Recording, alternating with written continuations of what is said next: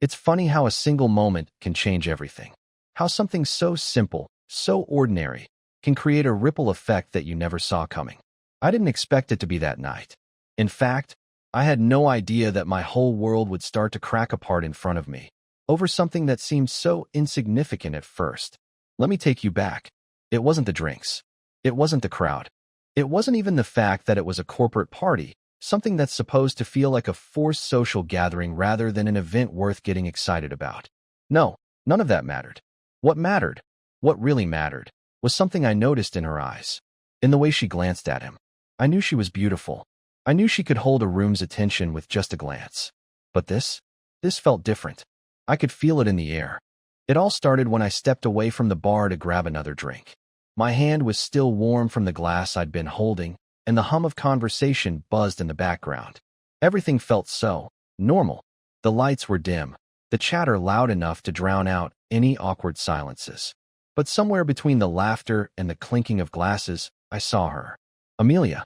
She wasn't alone. There was a guy with her, but it wasn't the guy who usually talked to her. It wasn't even someone I recognized. He had a slight grin on his face, leaning in just a little too close as she spoke. I could hear fragments of their conversation, but I couldn't make out the words. I wasn't eavesdropping, just noticing the way her body was angled toward him, how she was giving him her full attention. I told myself it was nothing, just a friendly conversation. But as I stood there, something about their interaction began to gnaw at me. A tinge of discomfort, a slight but growing sense of unease. It's funny how something so small can be the thing that sets off a chain reaction. I turned away, not wanting to dwell on it. But the image of them stuck with me.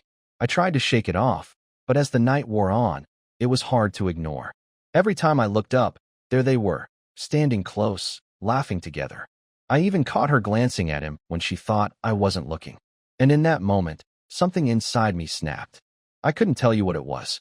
Maybe it was the way she smiled at him, the way she seemed to light up every time he spoke.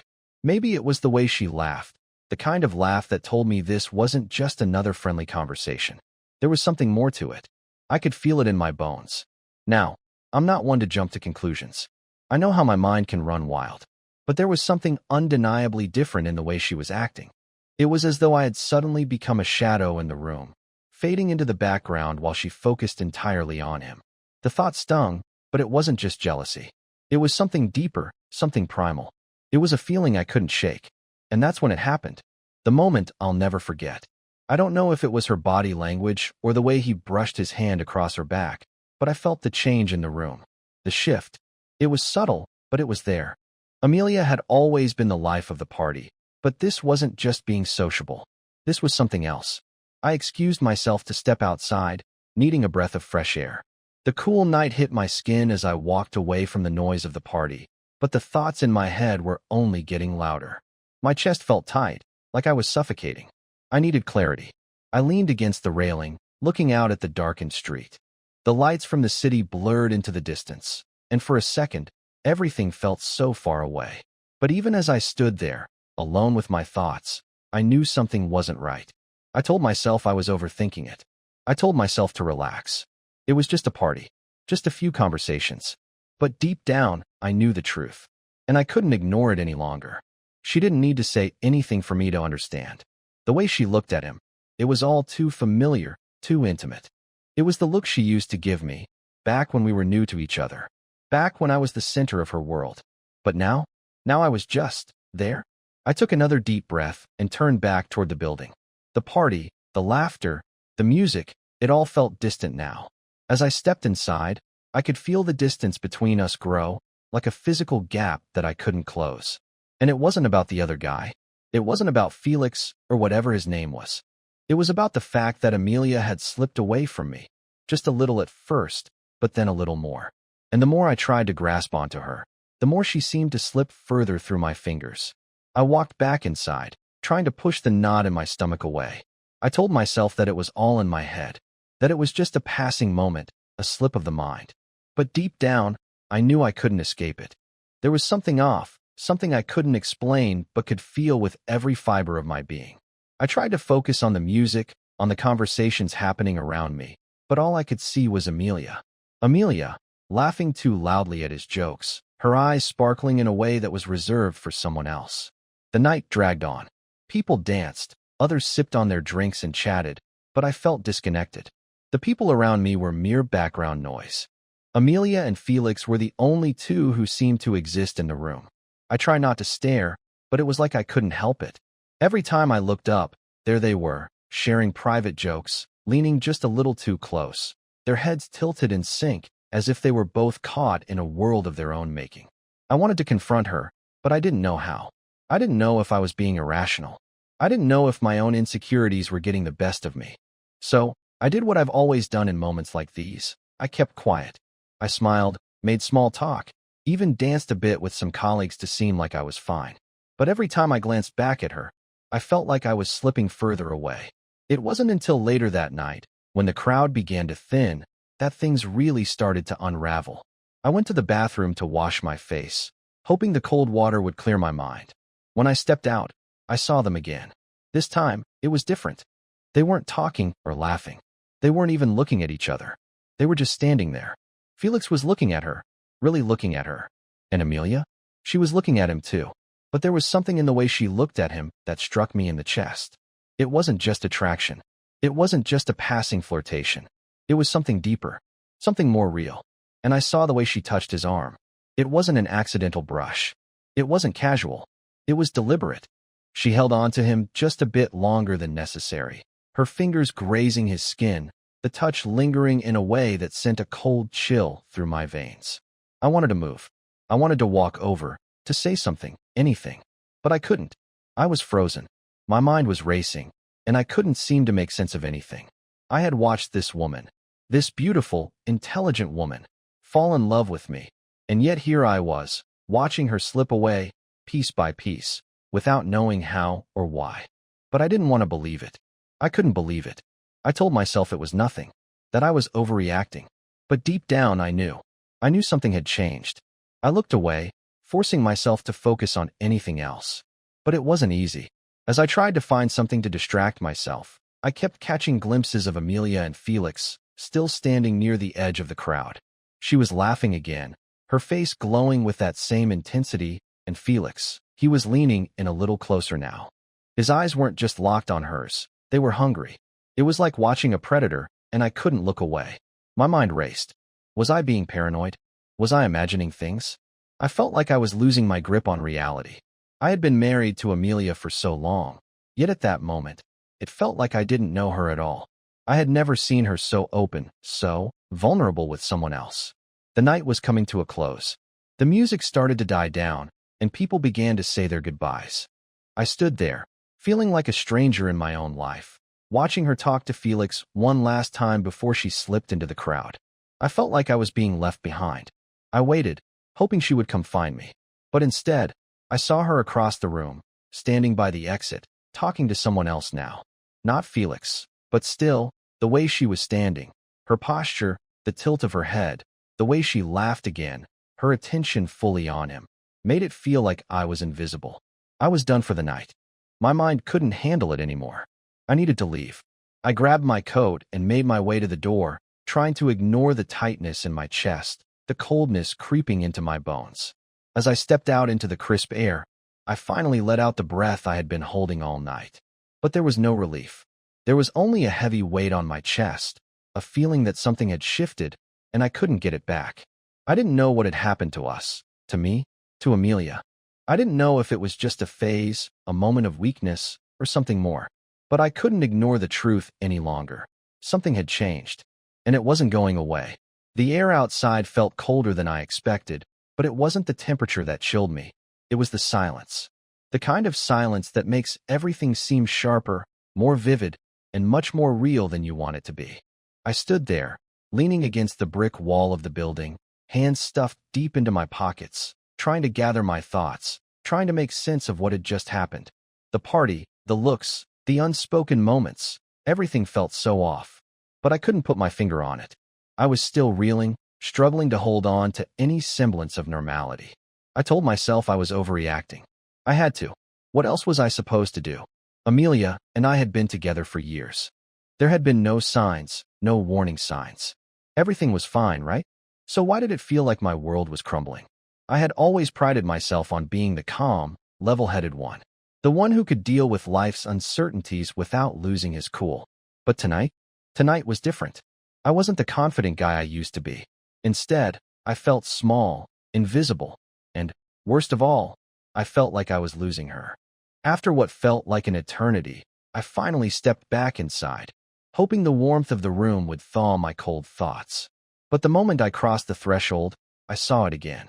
Amelia was standing with Felix, her back to me, laughing, leaning in. It was as if the world had shrunk down to just the two of them, and I was the outsider. I wanted to go over there. I wanted to pull her aside and demand answers, but I didn't. Something stopped me. Maybe it was the fear that I already knew what was happening. Maybe it was because I didn't want to confront the truth I wasn't ready to face. Instead, I stood there, helpless. My heart raced as I watched them. Felix, standing too close, his body language screaming intimacy, while Amelia, my Amelia, responded with a warmth that made my stomach churn. I wasn't sure if she noticed I was there. I wasn't sure if she cared. I tried to focus on something else, anything else. But every glance back at her felt like another nail in the coffin. The longer I stayed, the more I felt the invisible distance grow between us. The small talk, the superficial pleasantries, it all felt so hollow now. Nothing felt genuine. I wasn't sure if I was the one who had changed, or if it was her. As the night wore on, I couldn't escape the growing feeling that something had shifted, something irreversible. It was in the way she was looking at him, the way she moved around him, the way she seemed to exist in a world where I was no longer a part of the picture. I couldn't take it any longer. I turned to walk away from the scene, trying to escape the suffocating weight of uncertainty that had taken over me. But just as I moved toward the exit, I heard her voice calling my name. Amelia's voice, sweet, almost too sweet. I stopped in my tracks, my heart leaping into my throat. Was she coming to find me? Was she finally going to explain what I had seen? But when I turned around, she was still standing with Felix, a smile plastered on her face. She waved briefly, calling out, "I'm going to stay a little longer, okay?" For a moment, I froze. A cold, uncomfortable silence stretched between us, one that was filled with unspoken words. Her voice didn't sound like it used to, and her eyes didn't seem to look at me the same way. It was as though she was no longer seeing me, no longer noticing the man who had been there for her through thick and thin. "Okay," I muttered, forcing a smile onto my face, but it felt empty. I left the party shortly after, unable to shake the overwhelming feeling of being completely and utterly alone. The drive home was a blur, my thoughts swirling in every direction. The silence in the car was deafening. I thought about what had happened, about the looks, the touches, the way things felt so different. I pulled into the driveway and sat in my car for a moment, just staring at the house. I couldn't bring myself to go inside. What if I was wrong? What if I was imagining it all? What if I was just being paranoid, and there was no reason to feel this way? But the doubt in my mind gnawed at me, refusing to let go. I finally got out of the car, walked up to the door, and stepped inside. The house was quiet. Too quiet. Amelia was already in bed, the soft glow of the bedside lamp casting shadows on her face. She was lying there, her eyes closed, as if nothing had happened, as if everything was perfectly normal. I stood in the doorway, watching her. I wanted to say something. I wanted to ask her what had been going on, what was happening between her and Felix. But I couldn't bring myself to speak. I couldn't find the words to say what I needed to say. So, instead, I just stood there, staring at her in the dark. And in that silence, I could hear the unspoken truth ringing louder than anything she could say. Something had changed. The morning after the party was an eerie silence. I woke up earlier than usual, my mind still tangled in thoughts of last night. The sound of birds outside the window felt foreign, like I was living in a different world, one where everything I thought I knew had shifted. Amelia was still sleeping when I got up. Her hair was tangled around the pillow, her breathing steady and calm. It should have been comforting, but all I could think about was the hollow feeling in my chest, the gnawing suspicion I couldn't shake. I went about my morning routine, trying to keep myself busy, trying to pretend that everything was fine. But nothing felt fine. The shower didn't help. The coffee didn't help. Not even the warm sunlight streaming through the kitchen window could erase the coldness that had settled in my bones. I kept glancing at her, half expecting her to look at me differently, to act like something had changed between us. But she didn't. Amelia was still Amelia, smiling, chatting about the day ahead, her voice sweet and normal, like nothing had happened. It was as if she hadn't just spent an entire evening glued to Felix's side. I had to know. I couldn't pretend anymore. I watched her as she busied herself with breakfast, moving around the kitchen as if everything was perfectly normal. My heart pounded in my chest, my hands shaking slightly as I gripped the edge of the counter.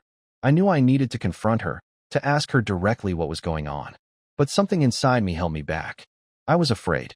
Afraid of the answer. Afraid of what I might hear. Finally, I couldn't stand it anymore.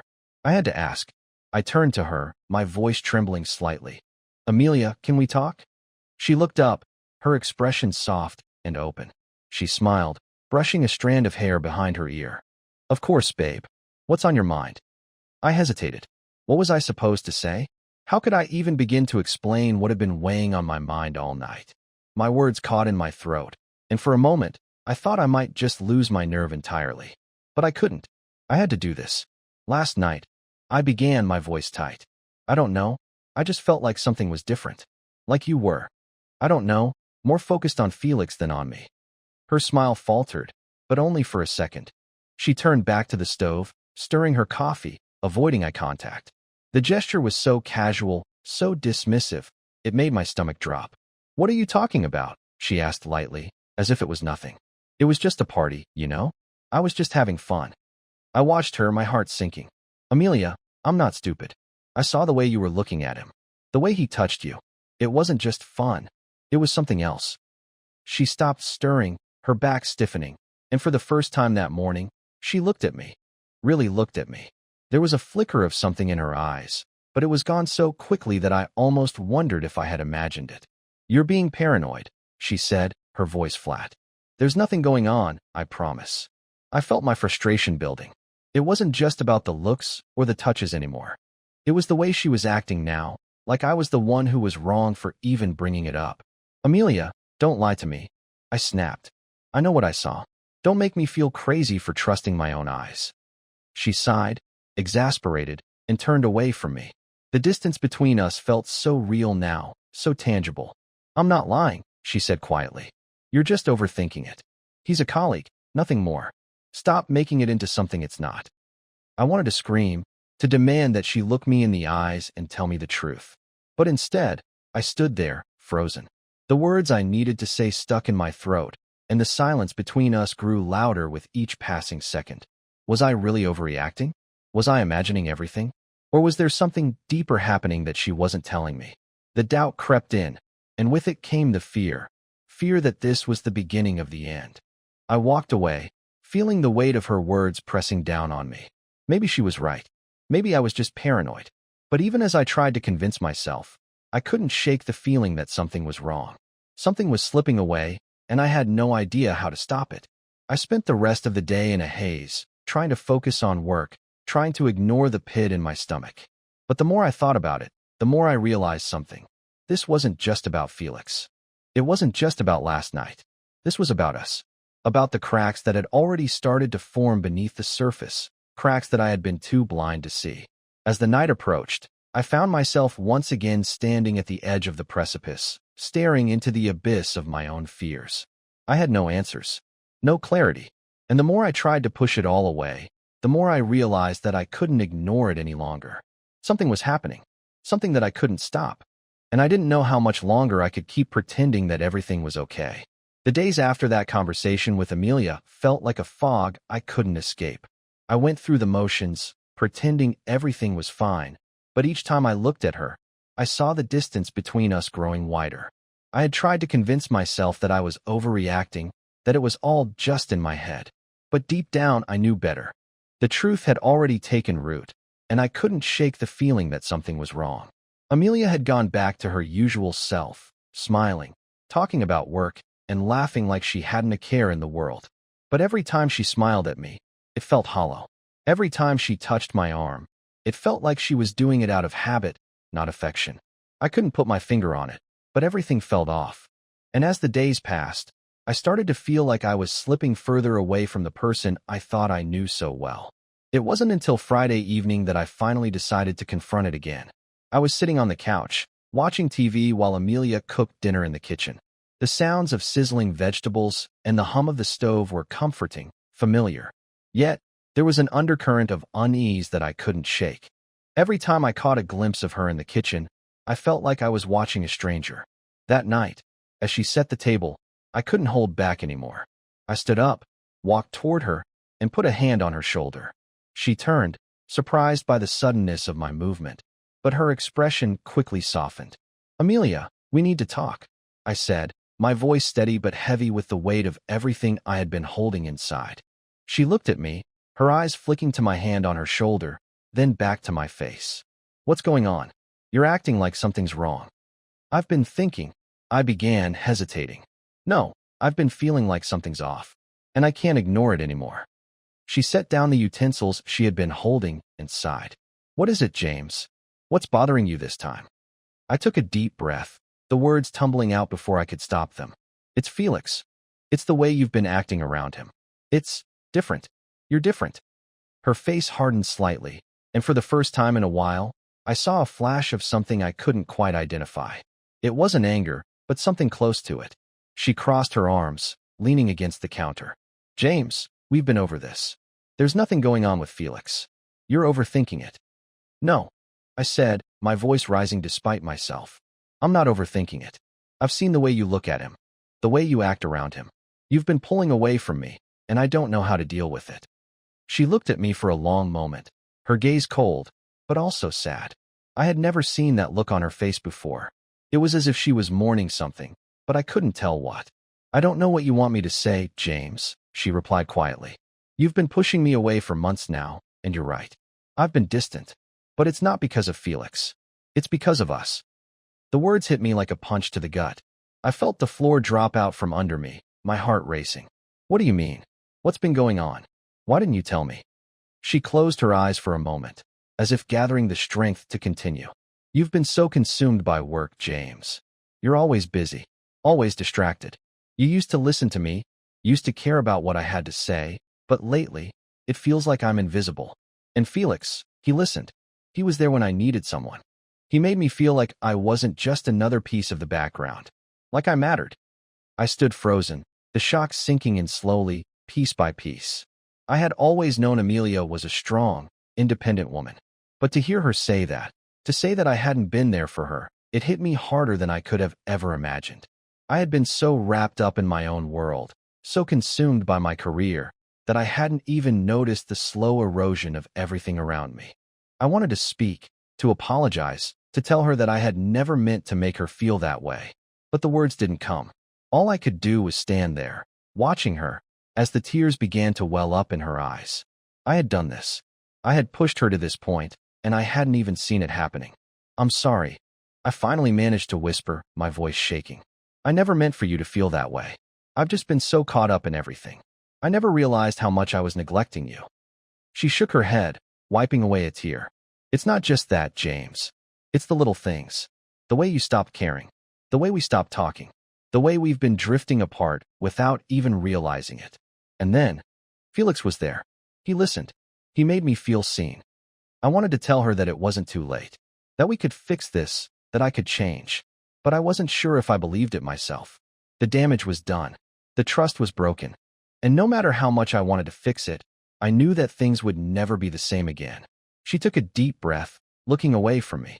"I think I need some time, James. I need to figure out what I want, what we want. I don't know if we can fix this, but I need space." And with that, she walked away. Just like that. Like everything we had built could be undone in a single conversation. I stood there, rooted to the spot, unable to move as I watched her leave the room, the sound of her footsteps fading into silence. The weight of the truth settled on me like a heavy, suffocating blanket. I had failed her. I had failed us. And now, I wasn't sure if I could ever fix it. The days after that conversation were the longest of my life. Every morning, I woke up with a pit in my stomach, dreading the silence that had taken root between Amelia and me. She had asked for space, and I had given it to her, though not without a sense of dread gnawing at me, wondering what it all meant. Each night, I lay awake, staring at the ceiling, replaying our conversation over and over again. The words she had said, the look in her eyes, they haunted me. How had I let it go this far? How had I missed all the signs? I kept telling myself that everything would be fine, that we just needed some time to figure things out. But the longer it went on, the more I began to question if things could ever go back to how they were. Amelia had always been the person who kept me grounded, who made me feel like I wasn't alone in the world. But now, I felt like I was drifting in an ocean of uncertainty, and she was slipping further and further out of reach. We barely spoke to each other. The conversations we had were nothing more than polite exchanges about daily life. Who was picking up groceries, whether we had plans for the weekend, and so on. There was no warmth in her voice anymore, no laughter in her eyes. The woman I had once shared everything with now felt like a stranger. And I could see it in her eyes too. The distance that was growing between us, the sadness that lingered just beneath the surface. I tried to do things that would help, things that I thought might bring us closer again. I planned a small dinner, just the two of us, to talk things through. But she canceled at the last minute, citing work. I tried to go to her after a long day, to ask her if we could just have a moment together. But she was always busy with something, always running away from the conversation we both knew we needed to have. It was like she had already made up her mind. And I was left in limbo, waiting for something I wasn't sure would come. The doubt in my mind only grew stronger with each passing day. Felix's presence was still lingering in the background, a constant reminder of what had started this entire mess. I didn't know if it was just a friendship or something more, but I couldn't help but wonder. Had Amelia found someone else? Had I already lost her? One afternoon, after another long, quiet day, I found myself sitting in the living room, staring at my phone. It was late, and the house felt too empty. Amelia had gone to bed early, retreating to her side of the room like she always did now. My fingers hovered over the screen, debating whether to send her a text. Something simple, something that might break the silence. But I was afraid. Afraid of pushing her further away. Afraid of hearing something I didn't want to hear. I finally sent it. A short message asking if she wanted to talk tomorrow, if we could sit down and figure this out once and for all. I didn't expect a quick response, but I couldn't help but hope. When my phone buzzed minutes later, I felt my heart race, but as I looked down, I saw the message from her. Just 2 words. We should talk. It was exactly what I had wanted to hear, but the coldness of it stung. She wasn't offering anything warm, anything that resembled the intimacy we once shared. It felt like a business transaction, a necessary conversation to clear the air.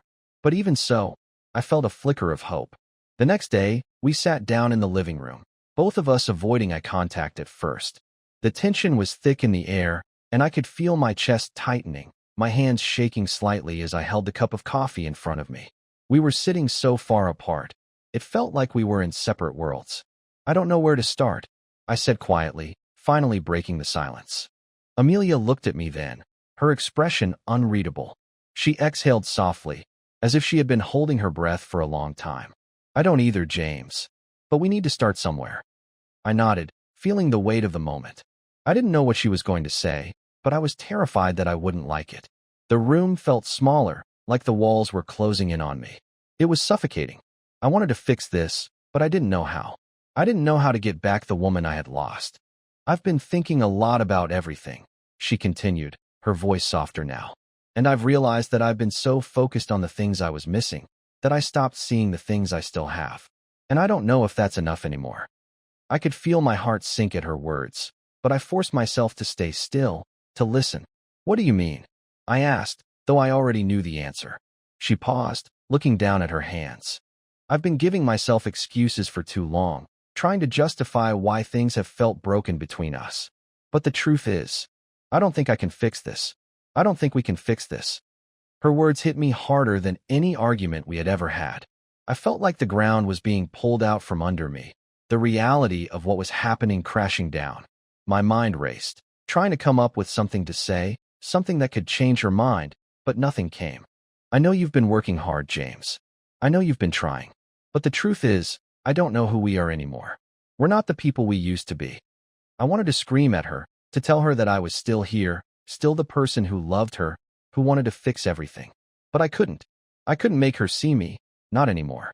She stood up then, walking toward the door, and for a moment, I thought she was leaving for good.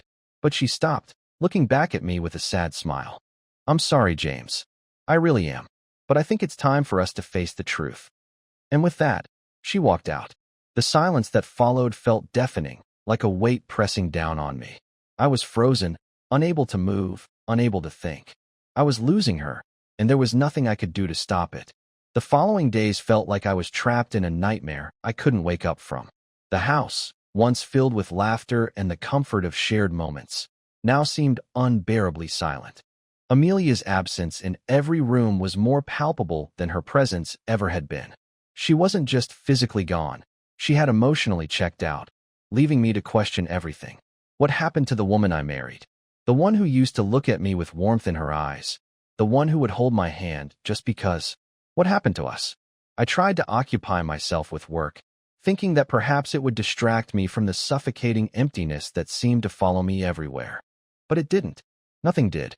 The ringing of my phone, the buzzing of emails, it all felt distant, like I was floating outside of my own life. Nothing seemed to matter anymore, except the unresolved ache of what was happening with Amelia. I spent hours sitting in the living room, staring at the walls, trying to figure out what went wrong. What had I missed? Where did I fail her? The questions tormented me, making it impossible to think straight. I couldn't even bring myself to reach out to her. She had asked for space, and I had to respect that. But how much space was enough? How much time did I have before the distance between us became permanent? It was on a late Friday evening when I found myself standing in the kitchen, staring at the empty mug in my hand, the coffee long gone cold. The house felt so still, too still. My eyes drifted to the calendar on the wall. Our anniversary was coming up. In a few days, we would have been married for 5 years. The thought hit me like a punch to the gut. How could we be so close to a milestone, yet so far apart? That's when the text came. It was short, and I didn't even have to read it fully before I knew what it meant. I think we need to talk. I stood frozen, staring at the screen. She had sent it late, almost as if she had been waiting for the right moment, or maybe she'd been waiting for me to make the first move. I couldn't tell. But this time, there was no hesitation. I wasn't going to sit idly by anymore, not when the one person I loved more than anything in the world was slipping through my fingers. I grabbed my coat and headed out the door. The drive to the cafe we had agreed to meet, it felt like the longest of my life. Every minute that passed in that silence, every moment I spent focusing on the road, it was as though I could feel the weight of everything closing in on me. What if she had already made up her mind? What if this was it? What if I was too late? I pulled into the parking lot and saw her sitting by the window, her figure barely visible through the foggy glass. She was alone, which sent a strange mixture of relief and dread through me. Relief because I wasn't walking into some confrontation with Felix there, but dread because it meant this was just about us. I walked in and sat down across from her. She didn't immediately look up, her fingers tracing the rim of her cup, her eyes distant. The woman I had loved so fiercely, the woman who had been the center of my world, seemed so far away now. "I'm sorry it's been like this," she finally said, breaking the silence. "I know I've been distant, and I didn't know how to fix it." I swallowed hard, trying to find my voice. "Amelia, I don't understand. I've been trying to understand for so long. What happened to us? To you? To me?" She hesitated, her gaze lifting to meet mine. "I think I've been waiting for something to change, for things to feel right again. But I've realized that we can't go back. We've both changed, and not in the way I thought we would. You've been consumed by everything, your work, your responsibilities. And I've been waiting for you to see me, to really see me, but I don't think you even noticed when I started to fade away." Her words hit me like a slap to the face, a cold reminder of all the things I had missed, all the signs I had ignored. I had been so wrapped up in my own life, so focused on the daily grind, that I had failed to notice the woman who had been right beside me, slowly slipping into the background. The guilt welled up inside me, a heaviness that I couldn't shake. "I'm sorry," I said, my voice cracking. "I never meant to make you feel invisible. I never realized I was doing it." "I know you didn't," she replied softly. "But that's the problem. You weren't seeing me anymore. And when Felix came into the picture, when he actually saw me, it made me realize how far we had drifted." I didn't know what to say to that. I felt like I was suffocating, like I was being forced to watch the wreckage of what we had built, and there was nothing I could do to stop it. "I've been trying to fix things, James," Amelia continued, her voice shaking. "But I think I've already made my decision. I can't keep waiting for something that isn't coming." A silence settled between us, thick and suffocating. I couldn't speak. I didn't know what to say. In that moment, everything I had worked for, everything I had built, seemed to fall apart before my eyes. She took a deep breath, her gaze steady but filled with sorrow. "I think it's time we end this, James. I think we both know it's over." I felt my heart shatter into a million pieces, each word she spoke digging deeper into the wound. She had made her choice, and no matter how much I wanted to change things, no matter how much I wished things could go back to the way they were, I knew deep down that I had lost her. "I love you," I whispered, the words tasting bitter in my mouth. "I always will. But I understand." She nodded, her tears threatening to fall, but she didn't let them. "I'll always care about you too, James. But sometimes love isn't enough to fix what's broken."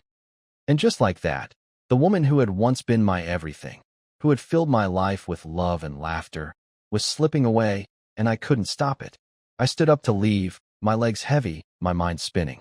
But as I walked out of the cafe, I knew that things would never be the same. The weeks that followed felt like a slow unraveling. Amelia and I had parted ways, and though the decision had been mutual, it didn't make the sting of it any easier to bear. There were days when the loneliness would catch me by surprise, when I'd find myself reaching for my phone to send her a message, only to remember that we weren't together anymore. The house, once so full of life and shared dreams, felt empty, like a shell waiting to be filled again. But time, as it always does, had a way of healing wounds I didn't know could be healed.